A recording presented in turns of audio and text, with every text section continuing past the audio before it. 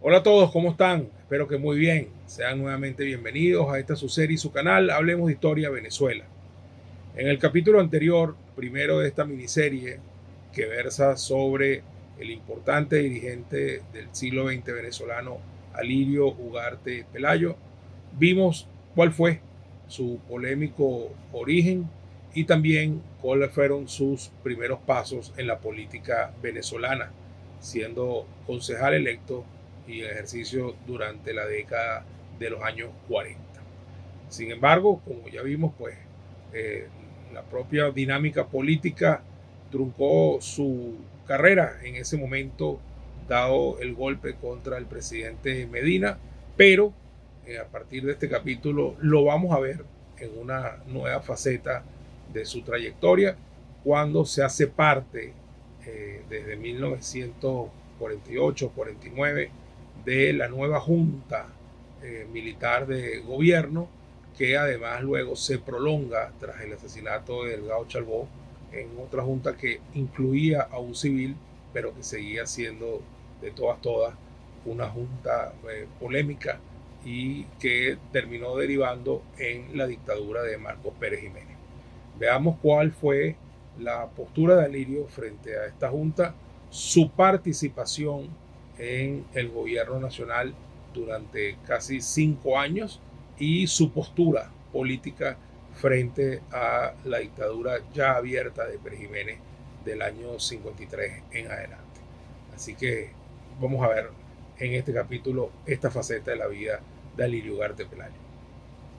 Ahora mira, Alejandro, fíjate, por su cercanía a Medina y su membresía en el PDB, yo puedo entender perfectamente que Alirio Ugarte Pelayo no haya tenido participación en el trienio y haya sido una figura incluso lejana a Acción Democrática, ¿no? Incluso crítica. Ahora, lo que sí me ha llamado poderosamente la atención es que de alguna manera tuvo una pasantía, o estuvo cercano a la junta militar que derrocó a Gallegos y tuvo incluso participación política en esa junta. ¿Eso se debió a qué, Alejandro? Bueno, fíjate, realmente cuando derrocan a Medina, que mi padre tenía, bueno, imagínate tú un porvenir, pues dentro de esa organización política y con el apoyo y el acercamiento, digamos, al presidente Medina, prácticamente queda él, como lo logró decir, digamos, entre sus personas más allegadas, en el cero, pues o sea, toda su proyección, o sea, toda su actuación, sus proyecciones que tenía hacia el futuro se les desvanecieron totalmente con el derrocamiento del presidente Medina. Incluso él tuvo persecuciones, pues realmente tuvo preso, tuvo detenido, afortunadamente no por mucho tiempo, porque sus compañeros de la universidad, pues, eh, se abocaron, pues, digamos, a solicitar su libertad, etcétera. Pero fue en todo caso muy perseguido, pues, por ese régimen de acción democrática, pues, o sea, en unidad, pues, digamos, con sectores de las Fuerzas Armadas, como bien se sabe. Entonces, cuando derrocan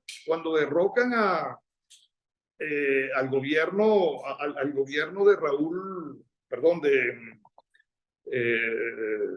De Rómulo Gallego. de Rómulo Gallego, cuando derrocan el gobierno de Rómulo Gallego, digamos, la nueva junta que empieza a dirigir el país, lo llaman para tener una participación, pues digamos, en el nuevo Estado en el nuevo gobierno que se estaba desarrollando. Y entonces, mi padre acepta, pues no se sintió, digamos, obligado a no hacerlo. Si a Medina lo habían derrocado igualmente, pues de una manera, pues que no era la más ortodoxa, por decirlo de alguna manera, porque él no se sentía obligado de por qué no participar en un gobierno que estaba, digamos, prometiendo, por lo menos en ese momento, tener una apertura, pues, y tener un desarrollo, pues, progresista hacia el país, pues. Entonces creyó en eso y aceptó, pues, digamos, la colaboración con ese nuevo régimen que estaba empezando. Y allí lo nombraron director de política del Ministerio de Relaciones Interiores. Y él entonces tuvo allí una larga participación, una intensa, pues digamos, participación, básicamente orientada pues a proteger y a tratar de poner en libertad a las personas que estaban detenidas, pues a los políticos que estaban por alguna razón detenidos del régimen anterior, a brindarles toda la protección en el sentido de que fuesen juzgados por los tribunales ordinarios, pues, y, y tratar de mejorar las condiciones en que estaban viviendo en los lugares donde estaban detenidos. Más bien se preocupó mucho, por decirlo, en proteger a esas personas que sufrieron los embates de haber participado en el régimen anterior. Eso le trajo, por supuesto, también muchas dificultades dentro del ministerio, y empezaron, digamos, empezó a tener enemigos y empezaron a atacarlo pues, por distintos frentes. Y en eso, pues, lo remueven, pues, digamos, del cargo de director de política y lo nombran gobernador del estado Monagas. Y bueno, y ahí se trasladó, pues aceptó el cargo y estuvo en la gobernación del estado Monagas por 3 años. Lugar donde ciertamente se ganó pues toda la simpatía, el reconocimiento de todo ese pueblo monaguense que vio en Alirio realmente a una persona que se dedicó realmente a mejorar pues el Estado. Fue un gobierno que tuvo local realmente democrático, un gobierno donde no hubo presos políticos, no hubo persecuciones, era casi como una isla, pues digamos, democrática dentro de todos los estados que conformaban a Venezuela.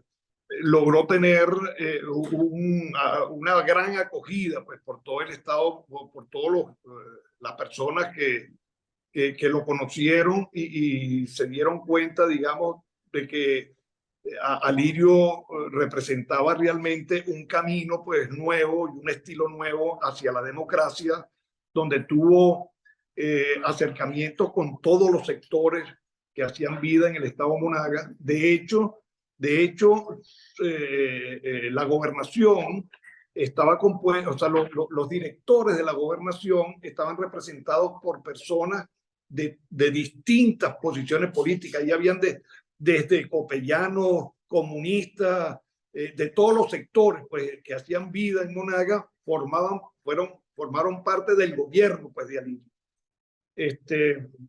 Y bueno, y así se fueron desarrollando, pues digamos, esa gestión hasta que empezó él a tener enfrentamientos ya con el gobierno, pues realmente. Empezó a tener diferencias profundas pues con el gobierno.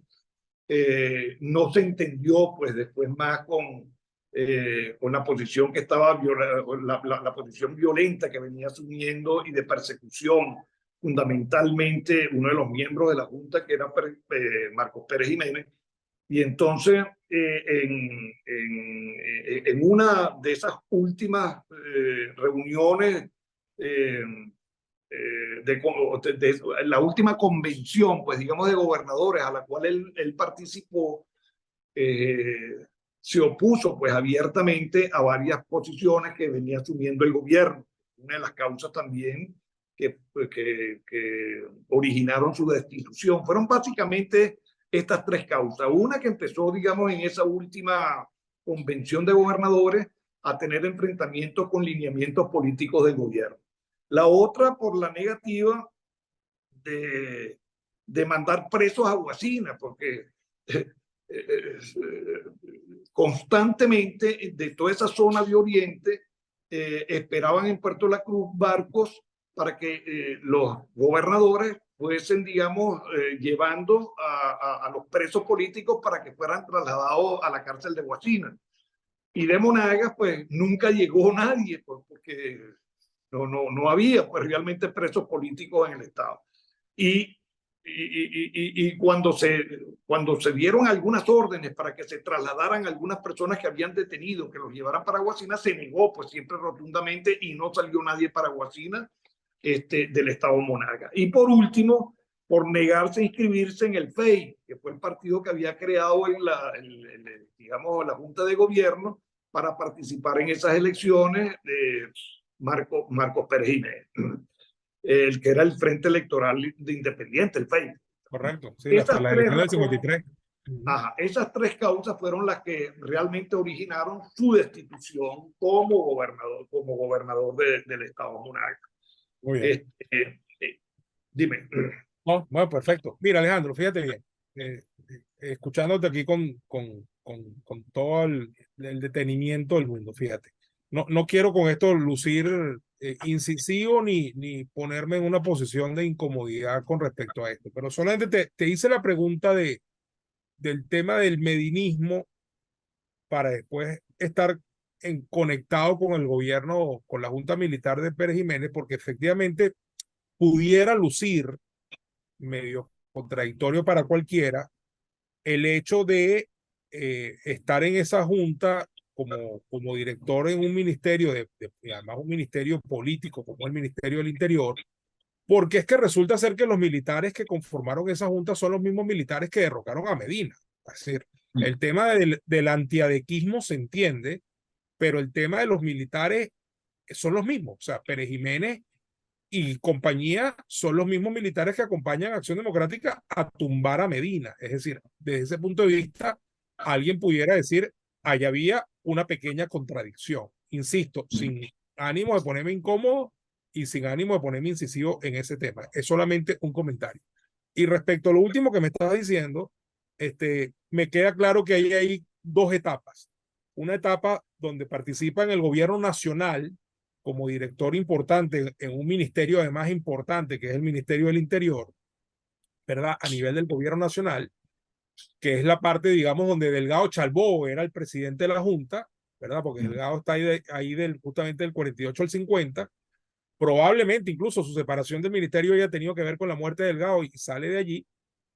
La otra parte donde va 3 años como gobernador, que es la parte donde Germán Suárez Flamerich es el presidente de la Junta, que es del 50 al 53, y sale de la gobernación precisamente con motivo de las diferencias políticas que se acentúan en el marco de la campaña y las elecciones de la constituyente, que es donde participa el FEI como partido, en la cual Pérez Jiménez hace el gran fraude de ese año, porque el URD es el verdadero ganador de las elecciones de esa constituyente y Pérez Jiménez hace un fraude para hacer ver que es el FEI quien gana y sale él electo mágicamente como presidente de la República por esa constituyente donde él no ganó, sino que había ganado URD claramente las elecciones con el apoyo subterráneo de Acción Democrática que no podía participar, pero que masivamente los adeptos votaron por URD como todo el mundo.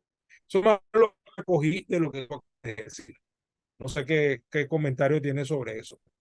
No, eso es correcto, eso es correcto. Ciertamente esas elecciones fueron un fraude y mi padre siempre estuvo en desacuerdo con la creación de esa ley de elecciones que había impuesto el régimen, porque estaba totalmente parcializada y de una forma tal redactada que era abrir las puertas al fraude del régimen para cualquier elección que se pudiese, digamos, llevar a cabo, como en efecto lo fue.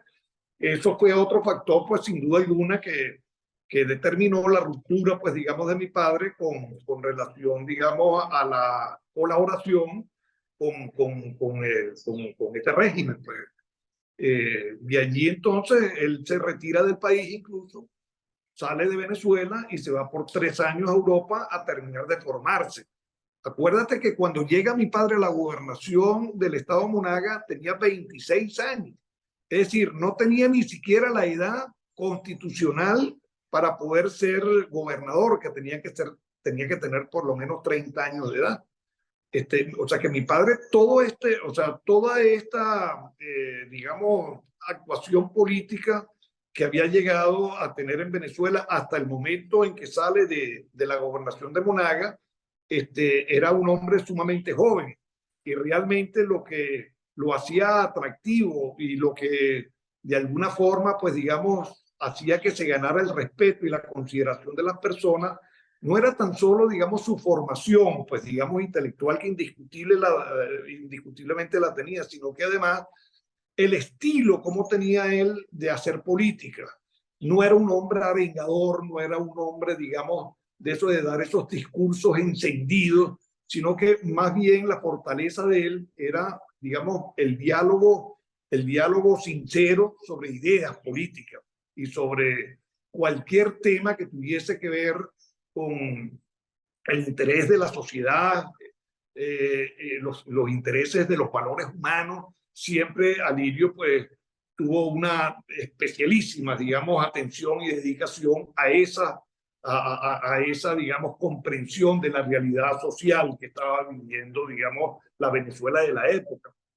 Y por eso, repito, sin ser un político de esos arengadores, de esos que daban esos grandes discursos encendidos, él era más bien, tenía un estilo distinto, digamos, de hacer política. Y consideraba que ciertamente le faltaba todavía más formación. Por eso decide irse no a, como fuera o como solía ser, digamos, los que salían del país desterrados o a propia voluntad, a irse a las islas del Caribe, pues, o a estar países aquí suramericanos. Él decidió irse, digamos, a Europa para tratar de adquirir una formación intelectual mucho más sólida, mucho más densa. Y allí, pues, efectivamente, pasó 3 años dedicados al estudio del arte plástico, básicamente. Recorrió casi todos los museos de Europa, de todos los de España, de Alemania, Francia, Inglaterra, Yugoslavia, Italia, haciendo cursos con relación al arte plástico, básicamente. Y eso, pues, nutrió mucho su formación, pues, digamos, intelectual.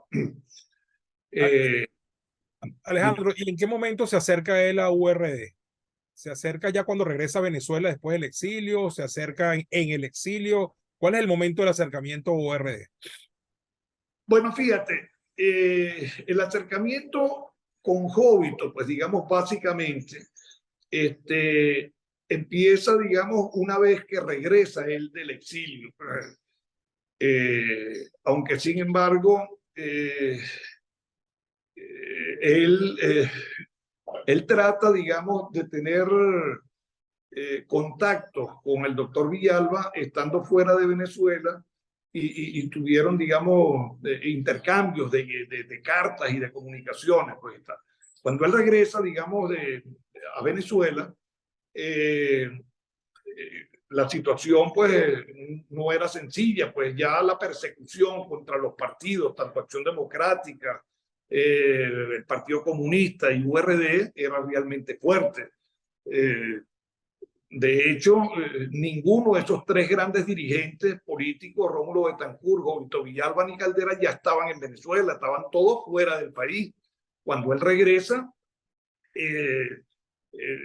casi toda esa, o sea, la actividad de esos partidos eran todos dentro de la clandestinidad y con una persecución en contra de ellos, como tú bien sabes, muy fuerte, pues muy dura.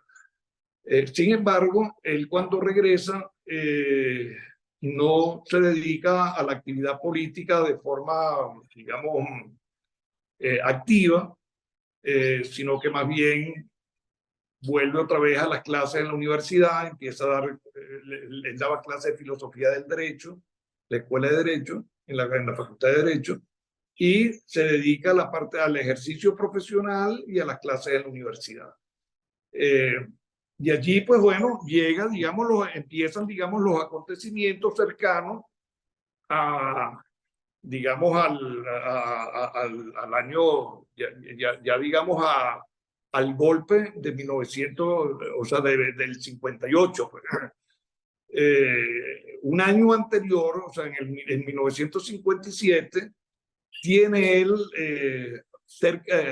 acceso, cercanía con la Junta Patriótica, que como tú bien sabes, el origen, pues digamos, de la creación de esa integración proviene de URD, precisamente. Los líderes fundamentales en ese momento fueron José Vicente Rangel, muy jóvenes todos, José Vicente Rangel, Fabricio Ojeda, y no recuerdo, digamos, el otro que, que participó y empezó, digamos, a trabajar en función de la creación de la Junta Patriótica. Finalmente, se acuerda, pues, digamos, tener cercanía tanto con el Partido Comunista, con Acción Democrática y con COPEI. Y logran entonces crearse, digamos, formalmente la Junta Patriótica. Cuestión que además está decirte que no está de más decirte que a mi padre le ofrecieron, recién llegado de Europa a Venezuela, que dirigiera o que de alguna manera se incorporara a la Junta Patriótica y le habían propuesto que fuera el presidente de la Junta Patriótica, lo cual no aceptó por una serie de razones políticas, básicamente. En primer lugar, porque, bueno, el gobierno, la dictadura estaba, no tenía gran simpatía por él, ni mucho menos. Pues entonces, participar él dentro de una organización de esa naturaleza iba a ser más bien un factor contraproducente, aunque todas las actividades que hizo la Junta Patriótica eran en la clandestinidad, pues, y a ver, vamos, porque estaban perseguidos todos, pues. El caso fue que él más bien propuso que fuese Fabricio Ojeda el presidente de la Junta Patriótica, como en efecto fue. Ahí estuvo entonces, como tú bien sabes, Fabricio Ojeda, que fue el presidente por URD, García Ponce del Partido Comunista, Enrique Aristiguieta por COPEI, Granco, y por Acción Democrática, Silvestre Ortiz. Esos fueron los que compusieron, pues, digamos, la integración de la Junta Patriótica. Bueno, mi padre sí colaboró mucho con ellos. De hecho, los conocía y eran amigos, pues. Colaboró mucho políticamente, prestó apoyo para poder realmente, de alguna manera, seguir implementando, digamos, la viabilidad de la instauración de la democracia y apoyar, digamos, toda esa manifestación que venía ya asumiendo, digamos, distintos sectores del país, incluso dentro de las Fuerzas Armadas, ya contra la dictadura, pues propiamente de Pérez Jiménez.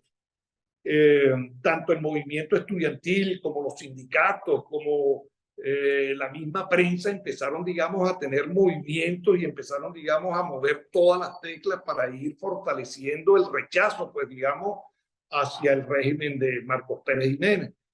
Y todo eso se va desarrollando precisamente ese año antes del 23 de enero, en el 57. Y repito, pues Alirio tuvo siempre una participación muy cercana y un apoyo, una colaboración con la Junta Patriótica. De manera que hasta allí, pues, está el tema digamos, de su actuación el año, digamos, anterior al desenlace final, que es cuando se derroca el 23 de enero al gobierno, pues, de Pérez Jiménez. Muy bien. Bueno, amigos, acabamos de ver entonces un interesante capítulo en el cual se nos explica la participación que Alirio Ugarte Pelayo tuvo dentro de esta década importante de la historia de Venezuela que va de 1948 a 1958. Fue director importante del Ministerio del Interior en los primeros 2 años de la Junta Militar de Gobierno que derrocó al presidente Gallego. Luego fue gobernador en el periodo en el que la Junta estuvo dirigida por Germán Suárez Flamerich tras el asesinato de Carlos Delgado Chalbó. Y del 53 en adelante se hizo opositor a lo que ya vendría a ser abiertamente la dictadura de Marcos Pérez Jiménez.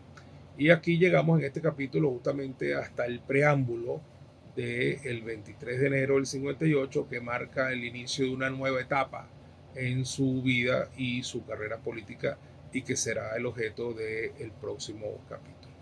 Así que bueno, hasta ahora pues esto ha sido todo por hoy. Los invitamos a suscribirse a nuestro canal, a darnos un like si les pareció, les gustó lo que acaban de ver, a dejar su comentario si tienen algo que decir o preguntar, y también a suscribirse en nuestras redes sociales de Hablemos de Historia Venezuela. Muchísimas gracias. Hasta la próxima.